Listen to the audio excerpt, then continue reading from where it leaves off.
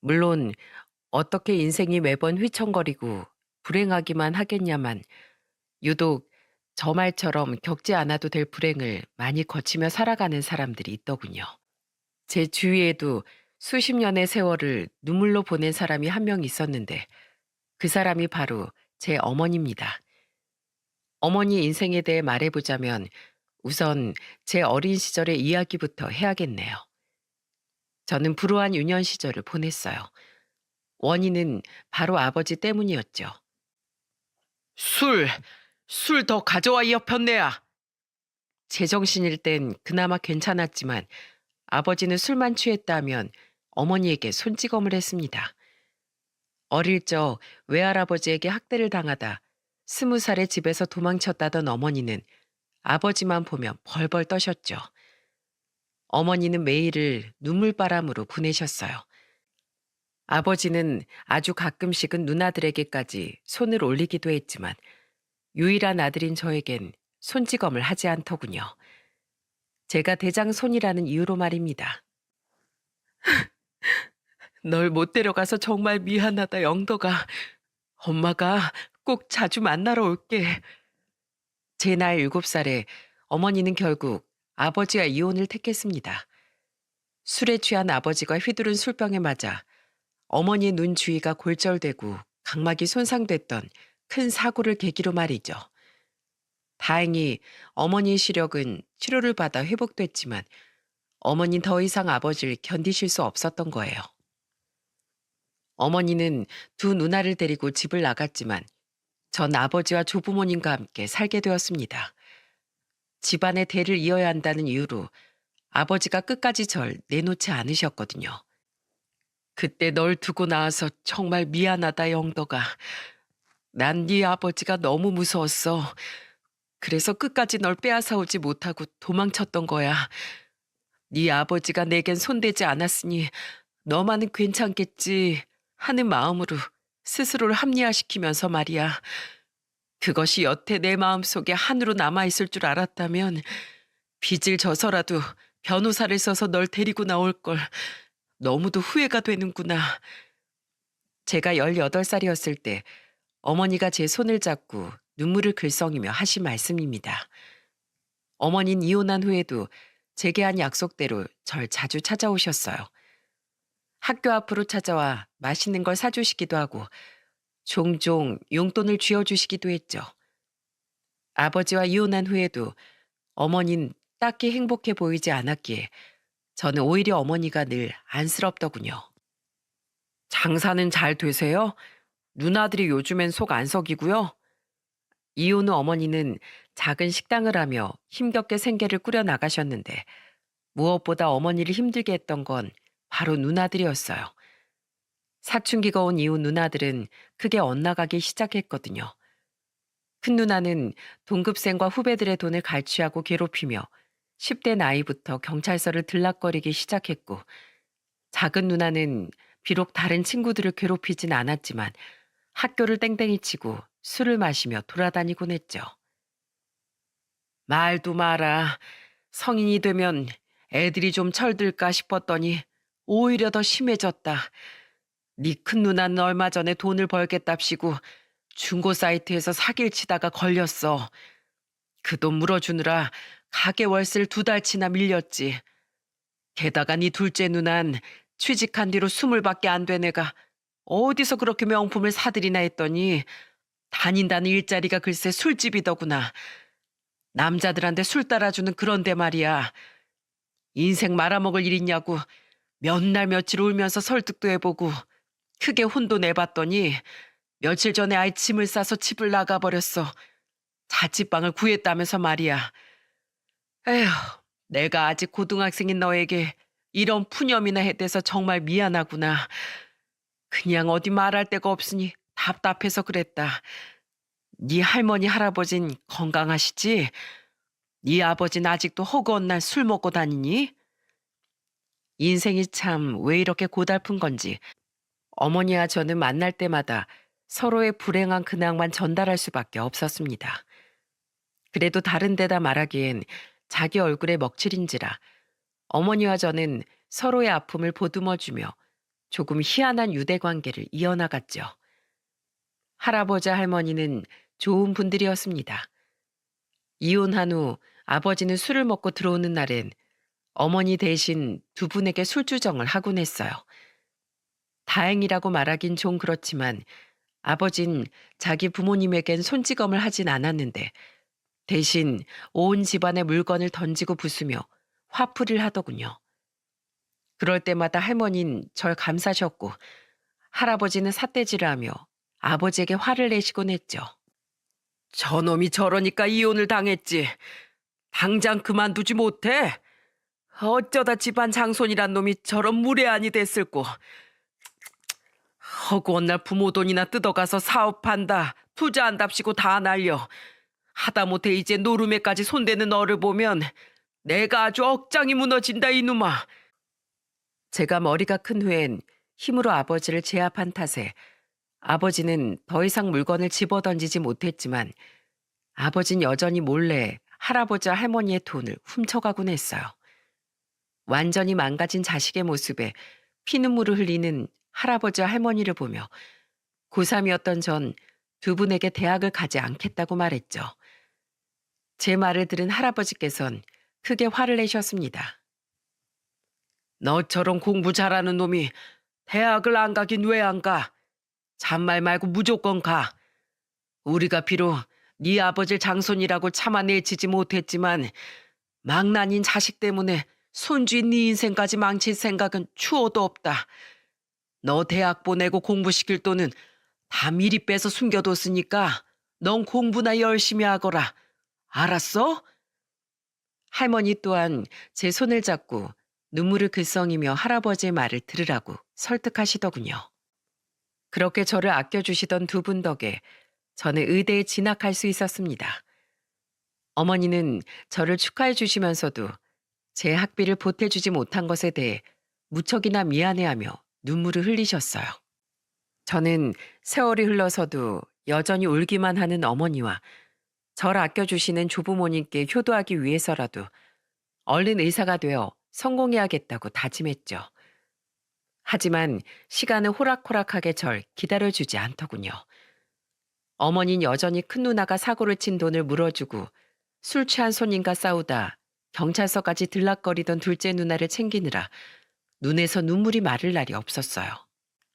그리고 할아버지는 제 나이 28에 지병으로 세상을 떠나셨습니다. 마지막까지 제 손을 잡고 저만을 걱정하면서 말이죠. 그리고 제가 안과 전공의 시험에 합격한 지 얼마 되지 않았을 때 아버지는 결국 아주 큰 사고를 치더군요. 네가 어떻게 나한테 말도 없이 이런 큰일을 벌이니? 어떻게 나랑 네 아버지가 평생 살아온 이 집을 홀라당 날려먹을 수가 있단 말이야. 아버지는 할머니 몰래 인감 도장을 훔쳐 집을 담보로 거액의 대출을 받았던 겁니다. 그리고 그 돈으로 노름을 하다 단 며칠 만에 그 거금을 전부 날려버렸죠.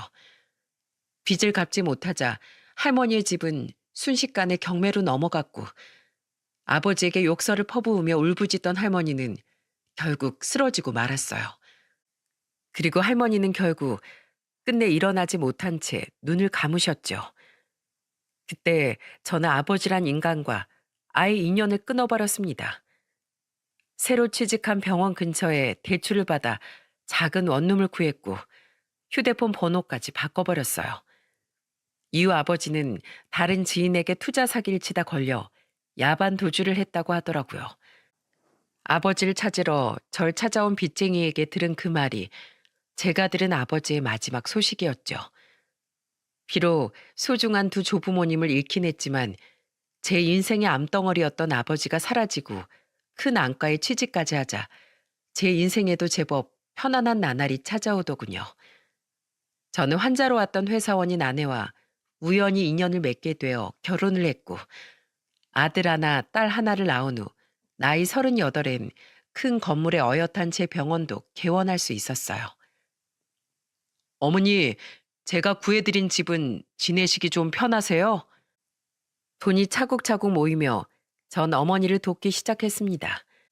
큰 누나가 결혼을 하며 혼자 살게 된 어머니를 위해 낡은 집에서 준 신축 아파트 전세로 이사를 시켜드리고 낡은 가게 또한 인테리어를 새로 해드렸어요. 그 외엔 가끔 오래된 가전을 바꿔드리고 정기적인 건강검진을 시켜드리기도 했죠. 사실 주기적으로 용돈도 드리고 싶었는데 어머니는 염치가 없다며 그것만은 극구 거절하시더라고요. 제가 어머니를 이렇게 도울 수 있었던 건 모두 착한 아내 덕분이었습니다. 제 가정사를 모두 들은 아내는 저보다도 먼저 어머니를 챙겨주곤 했죠. 그런 아내에게 너무 고마워 저 또한 장인 장모님과 아내 오빠인 형님에게 더더욱 잘하려고 노력했어요. 하지만 제 도움에도 불구하고 어머니의 안색은 세월이 흐를수록 어두워졌습니다. 이유는 역시나 누나들 때문이었죠.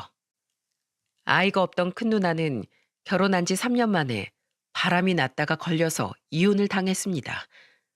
그 이후 혼자 살며 공인중개사로 일하던 큰 누나는 종종 제 병원에까지 찾아와 돈을 빌려달라고 했는데 그럴 때마다 저는 단칼에 누나의 부탁을 거절했습니다.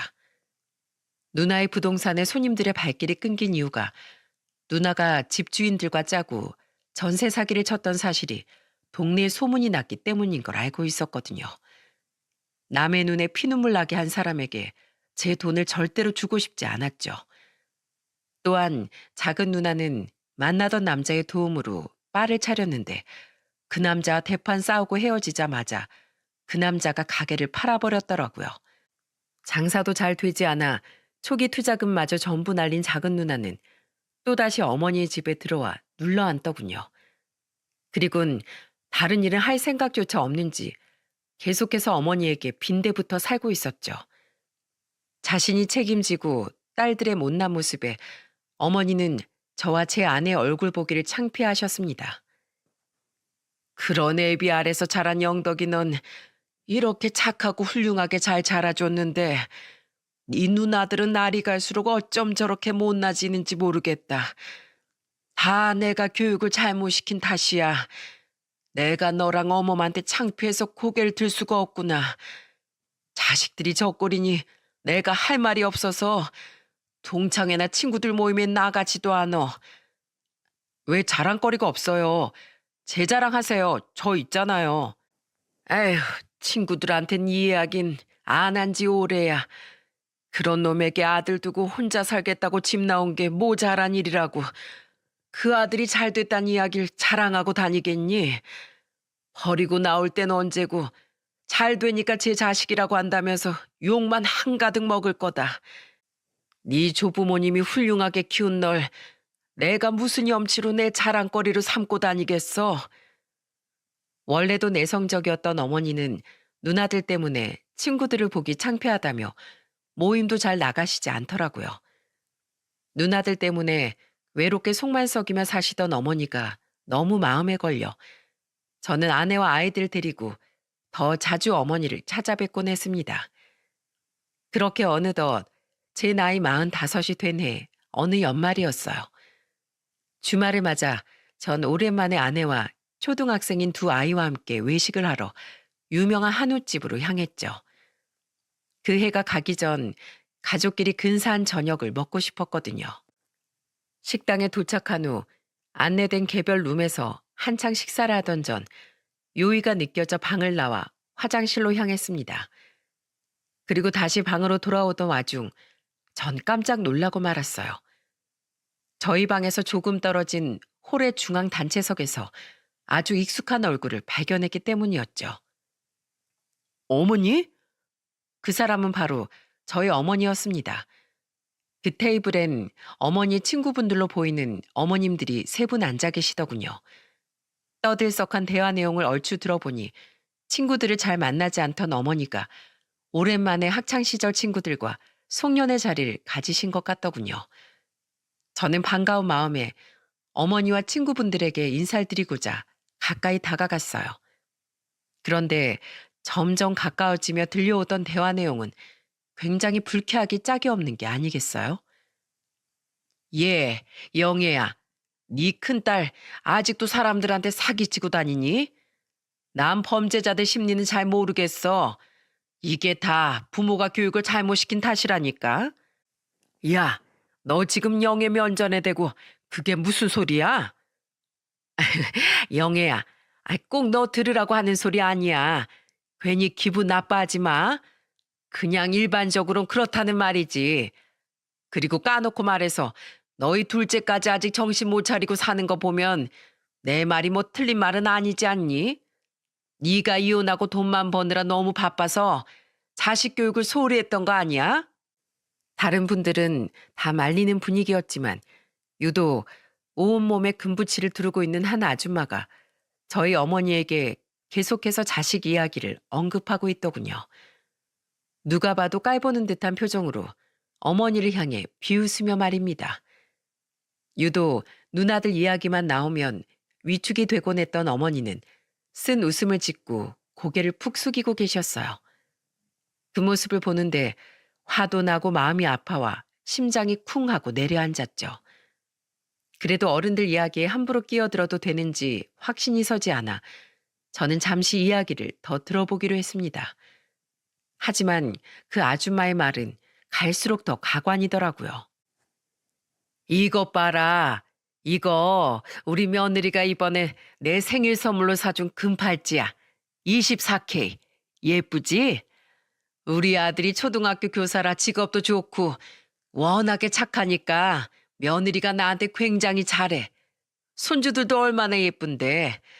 우리 나이쯤 되면 다들 자식이랑 손주들 보는 재미로 사는 거잖아. 아, 영애 넌 이런 즐거움 잘 모르지? 큰딸은 애 없이 이혼하고 작은딸은 이 남자 저 남자 만나느라 아직도 결혼 못해서 말이야. 근데 너네 둘째는 결혼 생각이 아예 없대니? 그런가 봐. 자긴 결혼엔 큰 흥미가 없다고 하네. 하긴 제 엄마도 남편한테 후드려 맞다가 아들 버리고 이혼했지. 자기 언니도 바람 피워서 이혼당했지. 그런 꼴을 보고 살았는데 걔가 결혼에 대한 로망이나 있겠어? 이래서 사람이 환경이 참 중요하다니까. 그래도 이번엔 제대로 마음 잡고 살아보겠다고 시내에 작은 호프집 하나 차렸어. 그냥 일반적인 술집 말이야. 헤휴, 그래봤자 또 술집 아니니? 배운 게 도둑질이라고 역시 또 술집이구나. 정말 이런 거 보면 사람 팔자 참 모를 일이라니까. 영애 너 학교 다닐 때 공부 좀 잘한다고 우리 막 무시하고 그랬잖아. 근데 결혼 잘못해서 이게 뭐니? 오히려 공부 못한다고 선생님들한테 혼나던 난 이렇게 떵떵거리면서 잘 사는데. 안 그러니 얘들아? 순호가 그만해. 너 왜 자꾸 영애 아픈 구석만 콕콕 찔러서 건드려? 맞아 얘. 그리고 영애가 우릴 언제 무시했니? 오히려 우리한테 숙제 죄다 보여주고 공부도 알려주느라 고생한 게 영애인데 공부 잘하고 예쁘다고 영애를 질투해 댔던 건 오히려 순옥이 너잖아. 내가 질투를 언제 했다고 그래? 오히려 질투라면 지금 영애가 나한테 하겠지. 자기랑 다르게 지금 내가 너무 행복하게 잘 살고 있으니까. 아무튼 영애 너 앞으로 노년에도 네 딸 자식들 때문에 마음고생 꽤나 하면서 살겠다. 어쩌니? 에휴, 네 자식들은 어떻게 하나같이 그렇게 다 못났어? 박복한 팔자가 불쌍하다 불쌍해. 내 마음이 다 아프다 얘. 와, 정말 뚜껑이 열린다는 게 무슨 말인지 알 것 같더라고요. 저게 지금 나이 70 중반이 된 어른 입에서 나올 말이랍니까? 그것도 몇십 년 지기 친구한테요? 그렇게 오래된 친구면 어머니가 얼마나 아픈 사연을 가지고 계신지 뻔히 알 텐데 그럼에도 불구하고 저렇게 말한다는 건 굉장한 조롱의 의미라고밖에 여겨지지 않더군요. 저는 더 이상 듣고 있을 수가 없었습니다. 어머니, 영도가. 전 어머니를 부르곤 테이블을 향해 성큼성큼 걸어갔어요. 고개를 푹 숙이고 있던 어머니는 제 목소리를 듣곤 고개를 들어 깜짝 놀란 표정을 지으시더군요. 그리고 제가 다가가자 테이블에 있던 어머니의 친구분들 또한 당황한 기색이 역력했죠. 저는 그분들에게 고개를 꾸벅 숙이곤 정중하게 인사를 했습니다. 안녕하세요. 저희 어머니 친구분들이시죠? 전 어머니 아들 강영덕이라고 합니다. 이건 제 명함이고요. 이영의 아들이라고? 아, 그 영의 전 남편이 데려갔다는 아들인가 보네. 둘이 여태 교류가 있었던 거야? 어디 보자. 안과 의사? 영애야, 네 아들이 의사였어? 어머닌 그때까지도 친구들에게 저에 대한 별다른 말씀은 하지 않으셨던 건지 어머니를 감싸던 두 친구분들은 제 명함을 보고 눈이 휘둥그레지셨습니다. 금으로 온몸을 도배했던 아주마는 두 분에게서 황급히 제 명함을 빼앗아 들더라고요. 의사라고? 영의 아들이? 그럴 리가. 정말이야? 그 아주마는 당황스러운 표정으로 명함과 저를 번갈아 가며 두리번대했어요. 어머니는 놀라운 반, 반가운 반인 표정으로 저에게 물으셨죠. 너 여긴 어쩐 일이야? 애들 엄마랑 애들이랑 저녁 먹으러 왔어요. 그건 그렇고 조금 섭섭하네, 어머니. 왜 친구분들에게 누나들 얘기만 하고 제 얘기는 안 하셨어요? 전 어딜 가든 항상 어머니 자랑만 하는데 다시 저 좀 정식으로 소개시켜 주세요. 아, 그래. 얘들아, 나한테 아들이 있는 건 알지? 여긴 우리 아들 영덕이야. 이혼하고서도 간간히 만나고 있었어. 유 앞 시내에 크게 있는 안과 알지?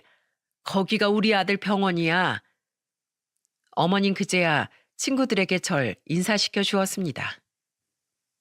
어머니를 조롱하던 그 아주마는 어느샌가 똥 씹은 표정이 되어 있더군요. 그러거나 말거나 다른 두 분께서는 반가운 표정으로 환하게 웃으며 이렇게 말씀하셨죠. 어머, 나 거기 알아. 이번에 우리 아파트 분여회랑 모친이 거기서 백내장 수술 받았다고 했어. 어머, 나도 알아. 안 그래도 나도 수술 때문에 병원 알아보고 있었거든. 근데 거기가 영애 아들 병원이었단 말이야. 세상에 그 조그맸던 아들이 언제 이렇게 훌륭하게 자랐대. 영애 너 너무 좋겠다.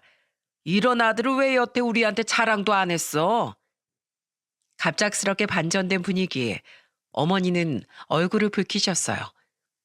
두 어머님들은 저를 보며 흐뭇한 웃음을 지으시더군요. 한편 저희 어머니를 신나게 까내리던 그 아줌마는 심술난 표정으로 투덜거렸죠. 애비도 두 누나도 그렇게 개차반인데 어쩜 쟤만 돌연변이처럼 그 똑똑한 의사가 됐대? 아, 아주머니, 아까 아주머니께서 말씀하셨잖아요. 저희 어머니가 학창 시절에 공부 잘하셨다고요. 제가 똑똑하신 저희 어머니 덕분에 이렇게 좋은 머리를 물려받아서 의사까지 될 수 있었잖아요.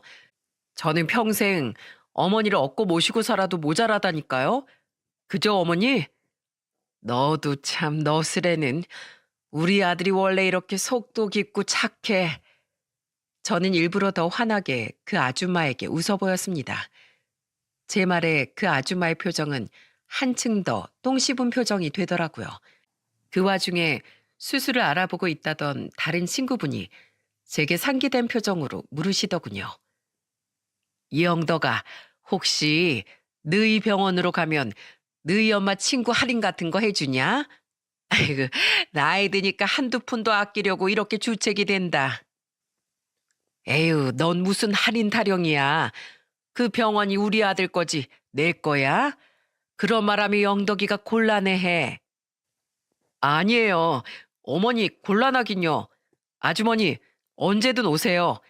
제가 특별히 신경 써서 진료든 수술이든 잘해드릴게요. 50% 할인가로요. 50%? 아유, 정말이야? 그럼요. 저희 어머니 친구분들인데 그 정도는 당연히 제가 해드려야죠. 저는 50이라는 말을 굉장히 강조하며 웃어 보였습니다. 엄청난 파격가에 어머니의 친구분은 들뜬 표정을 감추지 못하셨죠. 그리고 그 순간 종일 똥 씹은 표정이던 아줌마가 대뜸 제게 이렇게 소리쳤어요. 50%라고? 그럼 나도 갈게. 안 그래도 나도 요새 계속 시력이 떨어져서 병원 좀 알아볼까 했거든. 그 아줌마는 저희 어머니를 신나게 무시했던 방금 전 일은 까맣게 잊은 듯 하더군요. 아줌마의 말에 저는 웃음기를 얼굴에서 지우곤 무뚝뚝한 표정으로 그 아줌마에게 이렇게 말했습니다. 아, 제가 한 가지를 빼먹고 말씀을 안 드렸네요. 다른 분들은 전부 할인해 드릴 수 있는데요. 딱 한 분만은 안 되십니다. 바로 아주머니요. 아주머니는 할인 못 해드려요. 나만? 아니, 왜? 아주머니 방금 전까지 저희 어머니한테 자식을 잘못 키웠느니, 자식들이 죄다 못 낳느니 말씀하지 않으셨어요? 못 나고 잘못 자란 저희 어머니 자식이 어떻게 진료를 볼 줄 알고 제 병원에 오세요? 온몸을 금으로 치장하신 거 보니까 돈도 많으신 분 같은데 아드님이나 며느님께 더 좋은 병원에 데려가 달라고 말씀하세요. 어? 이것들? 아니야. 이거 전부 다 순금 아니야. 사실 이 목걸이는 14K고 반지랑 귀걸이는 도금이야. 남편도 일찍 보내고 혼자 지내는 노인네가 돈이 어디 있겠어. 나 돈 별로 없어. 그리고 자식 잘못 키웠단 얘긴 그냥 내가 친구로서 네 엄마가 안쓰러우니까 그렇게 얘기한 거지 별 뜻 없었다. 나 네 엄마랑 사실 굉장히 친해. 이것 봐, 이거. 우리 평소엔 팔짱도 막 끼고 다닌다고. 아줌마는 한껏 당황한 듯 보이더니 급기야 저희 어머니의 팔에 팔짱을 끼곤 과장되게 흔들기 시작했어요. 어머니는 황당한 표정으로 그 아줌마를 바라보셨죠. 저는 콧방귀를 끼곤 대꾸했습니다. 그렇게 친해서 안 그래도 상처 많은 분에게 자식은 가정 환경이 중요하니 박복하니 불쌍하다느니 이런 말씀을 스스럼없이 하십니까? 아줌마 눈엔 상처받은 저희 어머니 표정이 안 보이시는 거예요? 정말 안과 진찰이라도 받으셔야 하는 거 아닙니까? 그게 아휴, 내가 잘못했어. 내가 오랜만에 송년회에 나와서 술을 너무 많이 마셨네. 사람이 술도 먹고 이렇게 친하면 그렇게 말할 수도 있지. 안 그래? 네, 안 그래요. 저는 저한테 그런 식으로 말하는 사람은 친구로 옆에 안 둡니다. 너무 빡빡하게 굴지 말고. 영덕아, 그래서 50% 하면 백내장 수술비가 얼만데? 어? 그 아줌마는 절반값의 수술을 놓치고 싶지 않은 듯 계속해서 제게 은근한 목소리로 말하더군요. 정확한 가격을 묻는 그 아줌마에게 저는 회심의 일격을 날렸습니다. 제가 아주머니한텐 절대로 할인 안 해드린다고 하지 않았나요? 그렇게 정 할인받고 싶으시면 아까 저희 어머니를 무시한 모든 말씀에 대해 저희 어머니께 사과해 주세요. 그러면 제가 다시 한번 고려해 보겠습니다. 사과를 하라고? 네. 아무리 친구 사이라도 잘못한 게 있으면 정확히 사과를 하고 지나가는 게 맞는 이치 아니겠습니까? 더군다나 저희 어머니의 자식된 입장으로서 자식을 잘못 키웠다는 아주머니 말씀만큼은 도저히 용납할 수가 없네요. 저희 어머니가 비록 저와 따로 떨어져 사시긴 했지만 저에게 얼마나 정성을 다해 잘해주셨는데요. 아무것도 모르면서 함부로 사람에게 그렇게 상처 주는 거 정말 나쁜 행동입니다. 영덕아, 그만해. 제 말에 어머니는 조용히 제 팔을 잡아당기시더군요. 솔직히 다 내뱉고 나자 아무리 그래도 어머니 친구분인데 제가 말이 좀 심했나 싶기도 했어요. 하지만 힘없이 고개를 푹 숙이고 있던 어머니의 가슴 아픈 모습이 자꾸 떠올라 차마 참을 수가 없었죠. 제 말에 그 아줌마는 합주기가 되어 아무 말도 못하고 우물쭈물댔습니다. 그 모습을 보고 먼저 입을 연 건 다름 아닌 다른 두 친구분들이었어요. 순호가 오늘은 네가 크게 한 방 먹었다 얘. 나쁜 기집애. 툭하면 영애뿐만 아니라 우리 약점까지 다 잡아서 우리 무시하고 너만 잘난 척하더니 오늘 아주 임자 만났네. 영덕이 말대로 얼른 영애한테 사과해. 맞아. 너 오늘 심하긴 했어. 자식까지 두뇌가 어떻게 친구를 자식일로 놀리고 무시하니? 얼른 사과해. 안 그러면 우리도 다음 모임부턴 절대로 너 안 부른다. 영애 아들 정말 똑 부러지네. 영애 너 아들 하나는 참 잘 뒀다. 우리 영덕이가 좀 똑 부러지긴 하지? 연달은 두 분의 자식 칭찬에 어머닌 이번엔 수줍고 부끄러워서 어쩔 줄 모르시더라고요. 환하게 웃는 어머니의 모습을 보니 앙금이 약간이나마 풀리는 기분이었습니다. 자신을 빼고 훈훈해진 분위기에 그 아줌마는 버럭 소리를 지르며 끼어들더라고요. 그래, 한다 해. 그까지 사과 얼마든지 하면 되지. 영애야, 혹시 내 말에 속상했다면 미안하다. 어? 에이, 순호가, 너 그게 사과니? 너 영애가 착한 거 알고 그냥 대충 넘어가려는 거지? 그건 우리가 용납 못한다. 하려면 제대로 해야지. 그래, 영애야, 정말 미안하다. 사실 이번에 우리 아들이랑 며느리가 친정 부모만 데리고 해외여행을 다녀와서 내 부럽고 배알이 꼴려서 괜히 너한테 화풀이 한 번 했다. 적어도 너보다 내가 잘났다고 생각하면 마음이 편해져서 내가 아주 입이 방정이야 방정. 이 입 한 번 잘못 놀렸다가 네 아들에게 내가 오늘 아주 호되게 혼난다. 너 아들 하나는 정말 잘 뒀어. 그런 줄도 모르고 자식 잘못 키웠다고 한 거. 아니, 그 이전에 자식을 들먹이면서 일부러 네 상처를 들쑤셨던 거 전부 다 정말 미안해. 다른 친구분이 거들자 그제 아줌마는 저희 어머니를 똑바로 보고 제대로 사과를 하더군요. 어머니는 잠시 고민하시는 것 같더니 이내 그 아줌마에게 이렇게 말씀하셨죠.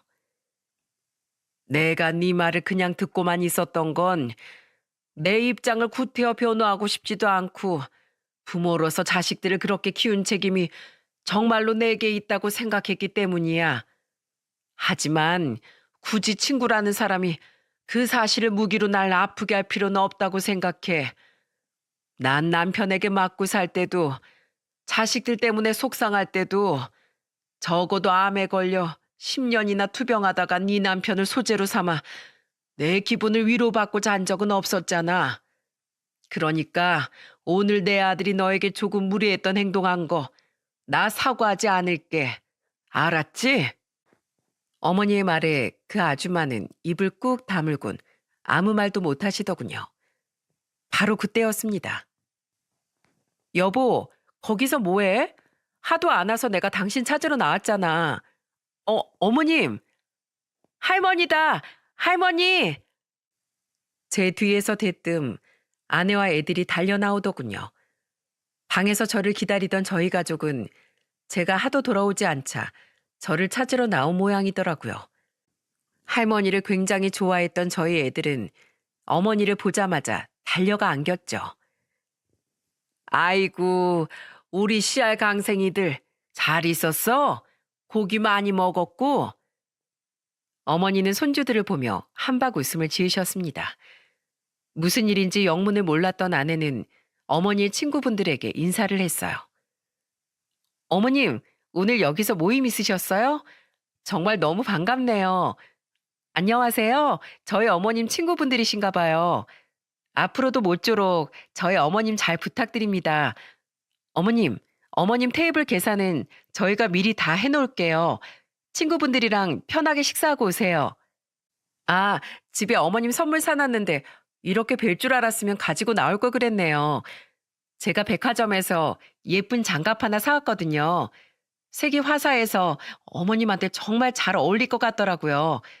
내일 제가 회사 끝나고 선물 들고 어머님 식당으로 갈게요. 우리 같이 식당 정리하고 둘이서 오랜만에 데이트해 어머님. 꼭이요. 아내는 할머니를 방해하지 말라며 애들을 데리고 다시 방으로 들어가더군요. 저더러도 빨리 들어오라며 말입니다.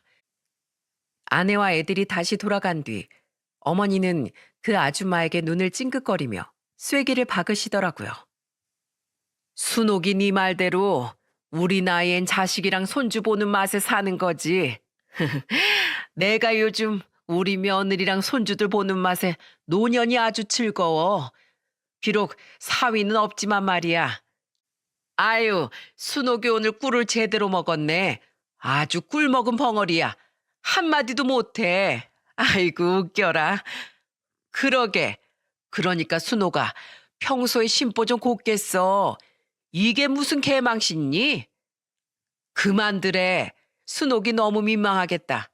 순옥아, 내가 우리 아들한텐 다시 잘 말해 놓을게. 너도 할인해 주라고 말이야. 영덕아, 이 친구도 네 병원 가면 할인해 줄 수 있지? 개구져 보이는 어머니의 표정에 저는 어깨를 으쓱인 후 고개를 끄덕였습니다. 저는 그 아줌마를 보며 진심을 담아 말했죠. 저희 어머니께 사과도 하셨고 어머니께서 저렇게 말씀하시니 제가 할인을 안 해드릴 수가 없네요. 언제든 편하게 오세요. 제가 잘 봐드릴게요. 그리고 아주머니도 아시다시피 저희 어머니 정말 좋은 분이시잖아요. 부디 앞으로도 저희 어머니를 함부로 대하지 말고 좋은 친구로서 따뜻하게 대해주세요. 부탁드립니다. 오늘 제가 많이 무례했다면 늦었지만 사과드리겠습니다. 그럼 네 분 모두 즐거운 저녁 식사하세요. 저희 식구는 거의 다 먹어서 이만 가보겠습니다. 어머니, 저 먼저 가볼게요. 연락 주세요. 저는 허리를 꾸벅 숙여 정중히 인사하고는 방으로 들어가 가족들을 데리고 식당을 나왔습니다. 어머니의 테이블 계산을 하며 추가 고기를 주문해 놓는 것도 잊지 않고 말이죠. 집으로 돌아와 아내가 모르고 있던 식당에서의 전말을 아내에게 모두 이야기해 주니 아내는 가슴 아픈 표정을 짓더군요. 세상에, 그런 상황이었단 말이야? 그때 당신이 나설 수 있어서 정말 다행이다. 안 그랬으면 어머님이 혼자서 얼마나 속상하셨겠어. 가뜩이나 두 형님에 관한 일이면 당신하고 내 앞에서도 괜히 기죽어 하는 분인데 정말 잘했어. 그래도 어머님이 그 자리에서 그렇게 웃으면서 푸셨다는 건 그 아주머니랑 친하셔서 그러신 걸 거야. 정말 나쁜 분은 아니니까 그렇게 오랜 시간 동안 친구 사이로 지내실 수 있었던 거겠지. 아내의 말대로 그날 저녁 어머니는 제게 전화를 걸어 신이 난 목소리로 이렇게 말씀하셨어요. 아이고, 너 가고 나서 우리끼리 웃겨 죽는 줄 알았다. 순옥이 걔가 뭐라는 줄 알아? 혹시 이거 몰래카메라니? 어떻게 딱 그 상황에 너랑 며느리랑 손주들이 나타날 수 있냐면서 말이야. 순옥이 그거 아주 꼴 좋다. 걔가 성격이 좀 모난 앤데 하도 아들한테 집착하다가 요즘 들어 아들이랑 며느리랑 좀 멀어지면서 성격이 더 베베 꼬였었어. 그 와중에 그날 희생양이 하필 나였던 거지. 사실 영덕이 너 아니었으면 난 그때 아무 말도 못했을 거야. 근데 잔뜩 기가 죽은 나 대신 네가 내 편을 들며 나서주는데 순간 정신이 번뜩 들더구나. 내가 못나게 굴면 내 아들마저 못난 애미를 가진 자식으로 만들게 된다는 걸 말이야. 그때 그렇게 나타나줘서 내 편을 들고 내 정신을 번쩍 들게 해줘서 정말 고맙다. 내 친구들이 고기도 정말 잘 먹었다고 꼭 전해달래. 그로부터 며칠 뒤 어머니의 친구 세 분이서 머쓱한 표정으로 저희 병원에 찾아오셨어요. 제일 먼저 들어온 친구분은 제게 민망한 듯 말씀하셨죠. 영덕아, 혹시 네가 그때 빈말로 한 말을 우리가 눈치도 없이 진짜로 알아듣고 온 건 아니지? 곤란한 거면 지금이라도 꼭 말해주렴. 우린 정말로 영애 아들에게 피해주고 싶은 마음은 일절 없어. 그저 우린 꼭 수술을 잘해주는 병원이 필요해서 왔어. 수술해주는 병원이야 많다지만 시력을 건드는 수술이라는 게 사실 보통 무서운 게 아니잖니. 아유, 잘 오셨어요. 안 그래도 하도 안 오시길래 언제 오시는지 어머니께 전화해서 여쭤보려고 했거든요. 비용은 정확히 절반이니까 절대 부담 갖지 마시고요. 저, 영덕아, 그럼 나도 정말 할인가 해주는 거니? 사실 우리 아들이랑 며느리가 내 수술비에 돈을 못 보태준대서 정말로 돈이 조금 부족했거든. 당연하죠, 순옥 아주머니. 저는 얼굴이 새빨개진 채 저를 제대로 쳐다보지도 못하는 순옥 아줌마의 손을 잡아주었습니다. 저희 어머니에게 모진 말을 하셨던 걸 생각하면 여전히 얄미운 감정이 들긴 했지만 어머니께서 마지막에 말씀하셨거든요. 성격은 좋은 그래도 오랜 시간 동안 자신의 곁을 지켜준 좋은 친구라고 말이죠. 특히 고2 때 내가 아버지에게 이유 없이 흠씬 두들겨 맞고 집에서 도망쳐 나왔을 때 자기 부모님을 설득해가며 날 자기 방에서 일주일이나 재워줬던 친구야. 내 아버지가 끝내 그 친구 집에 찾아왔을 땐 내 앞을 가로막고 목에 핏대를 세우며 우리 아버지에게 화를 내줬지. 자기도 무서웠는지 뒤로 잡은 내 손을 부들부들 움켜쥐고 있었으면서도 말이야. 어머니의 이 말 때문에 더는 그 아줌마를 미워할 수 없겠더라고요. 세 분은 무사히 저희 병원에서 진료와 치료, 그리고 수술을 받았고 1년이 지난 지금은 굉장히 건강하게 지내고 있다고 어머니께서 말씀해 주시더군요. 그 1년 사이 저희 집엔 큰 변화가 몇 가지 있었습니다.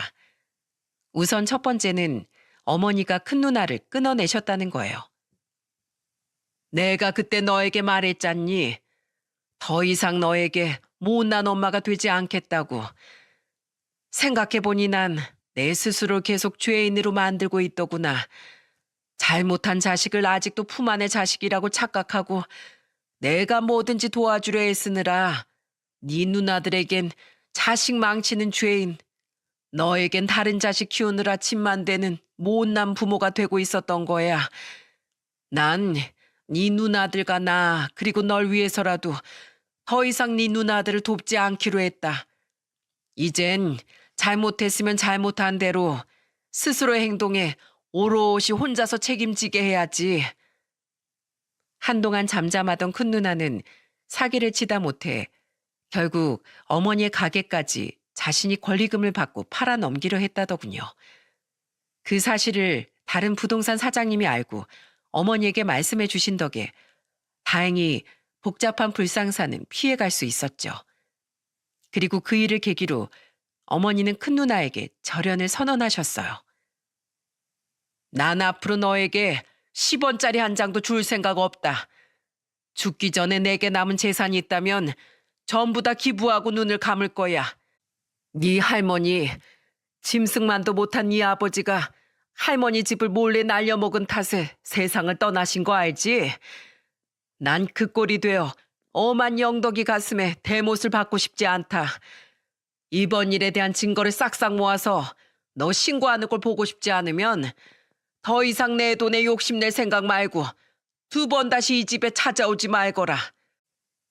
사실 정말 증거가 있던 건 아니었지만 어머니가 신고라는 말까지 들먹이자 큰 누나는 겁을 먹었는지 어머니에게 연락 한 통 없더군요. 어머니는 한편으론 씁쓸해하시면서도 오히려 후련하다며 애써 웃어 보이셨죠. 그리고 2달 뒤 큰 누나는 또다시 다른 건물주와 짜고 계약서까지 위조하며 사기를 치다 결국 사기와 사문서 위조로 실형을 선고받았습니다. 때문에 큰 누나는 지금 교도소에서 죗값을 치르고 있어요. 변화된 어머니와 교도소에 들어간 큰 누나보다 더 놀라운 소식은 바로 둘째 누나가 결혼을 했다는 겁니다. 장모님, 저희 왔어요. 장모님 좋아하시는 홍삼 스틱도 제가 2박스나 사왔습니다. 놀랍게도 매형은 참 서글서글하고 좋은 사람이에요. 둘째 누나가 새로 연 호프집에 술 배달을 하던 사람이 바로 매형이었다더군요. 매형은 30대 후반에 아이 없이 사별을 한 후 여태 혼자 살다가 누나와 2번째 결혼을 했다고 하더라고요. 저 솔직히 대체 어떤 이상한 남자가 우리 누나랑 결혼을 한다는 건가 싶어서 엄청 걱정했거든요. 근데 실제로 보니 매형이 정말 좋으신 분 같아서 더 걱정이 되더라고요. 혹시 누나한테 호구 잡힌 건 아닐까 하고. 아! 누나! 죽을래 너? 이번 명절에 다 같이 모여 술을 한잔하고 있을 때 취기가 올라 매형에게 묻던 전 그만 말을 끝내지 못했습니다. 옆에서 듣고 있던 둘째 누나가 사정없이 제 옆구리를 꼬집었거든요. 그 모습을 보고 매형은 하하하고 웃으며 대답했죠. 처남네 누나 가게가 하루 중 내가 마지막으로 배달하던 가게였거든. 그러다 보니 처남 누나네 가게 갈 때마다 항상 배고프고 지쳐 있었는데 그런 내가 불쌍했는지 언제부턴가 메뉴에 있는 안주를 하나씩 요리해 주더라고. 그럼 누나가 매형을 챙겨줘서 반한 거예요? 그렇다기보단 요리가 정말 맛이 없었어. 왜 장사가 안 되는지 알 것 같았지. 근데 신기한 게 그 맛없던 요리가 날이 갈수록 점점 맛있어지더라고. 모양도 예뻐지고. 그래서 무심코 연습 많이 하시나 봐요. 하고 물었더니 처남 누나가 그러더라. 요리는 잘 못해도 술밖에 팔 줄 아는 게 없어서 호프집을 시작했는데 이번엔 정말 망하고 싶지 않아서 필사적으로 학원까지 다니면서 노력했다고. 이번엔 정말로 제대로 된 인생을 살고 싶었대. 그러면서 스스럼 없이 자기 과거도 다 얘기해 주는데 자기 과거를 참 똑바로 마주할 줄 아는 용기 있는 사람이라고 생각했어. 결과적으로 지금은 음식도 맛있어지고 장사도 잘 되고 있으니 잘 된 일 아니겠어? 둘째 누나는 철없이 어머니를 힘들게 만들었던 자기 자신이 원망스럽고 후회된다고 하더군요. 솔직히 둘째 누나가 정말로 정신을 차린 건지 걱정이 되긴 합니다. 하지만 날이 갈수록 얼굴에 그늘이 걷히고 열심히 모은 돈으로 어머니께 다달이 생활비까지 보내는 둘째 누나를 보며 매형이 부디 둘째 누나가 힘들게 찾은 휴식처이자 인생의 종점이기를 간절히 바라고 있어요. 그리고 최근 어머니는 오랫동안 운영하던 식당을 정리하셨습니다. 연세가 70 중반을 넘긴지라 이젠 식당 일이 힘에 부치신다면서요. 그럼 어머니, 이제 저희 집으로 들어와서 함께 사시는 거 어때요? 혼자서 집 청소하고 살림하는 것도 힘에 부치시잖아요. 애들 엄마도 어머니가 함께 사시길 바라고 있고요. 어머니는 저와 아내의 합가 제안을 몸이 따라줄 때까진 혼자 지내고 싶으시다며 단칼에 거절하셨어요. 아내는 그런 어머니에게 조금이라도 몸에 아픈 곳이 생기면 그땐 두말 없이 합가하겠다는 약속을 받아내고서야 저와 함께 집으로 돌아오더군요. 할머니가 함께 못 살게 됐다는 소식에 저희 아이들은 많이 아쉬워했죠.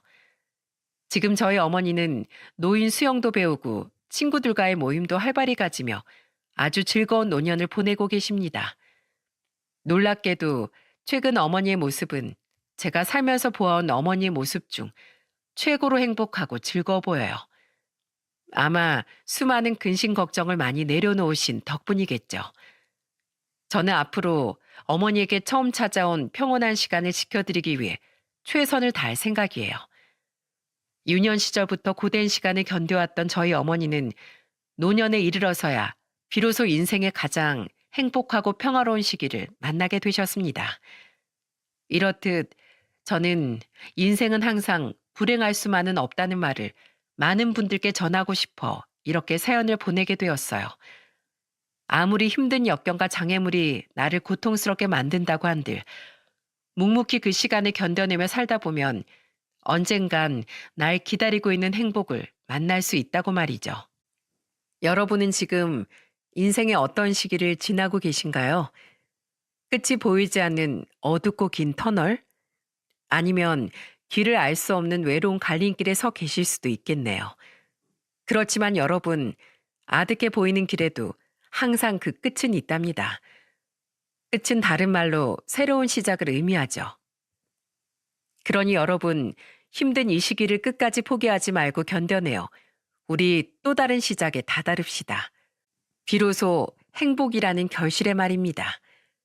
그럼 저는 앞으로 저희 어머니와 아내 그리고 아이들과 함께 먼저 행복의 길을 걸어가고 있겠습니다. 머지않은 시간 안에 여러분 모두 행복 속에서 조우하길 빌게요. 감사합니다.